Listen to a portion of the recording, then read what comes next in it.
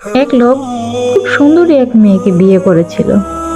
বিয়ের পর ওই ব্যক্তি তার বউকে প্রচন্ড ভালোবাসতো। তাদের সংসার খুব সুখের ছিল, দুজন দুজনকে প্রচন্ড ভালোবাসতো।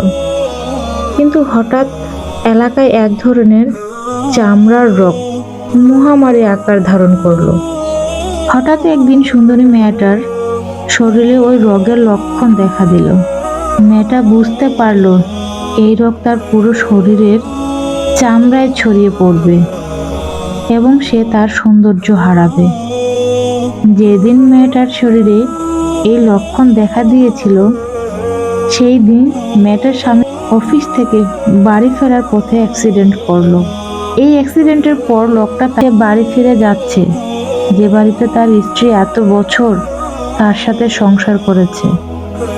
এই কথা শুনে প্রশ্নকারী লোকটি অন্ধ লোকটিকে বলল, তুমি কিভাবে একা একা বাড়ি ফিরবে?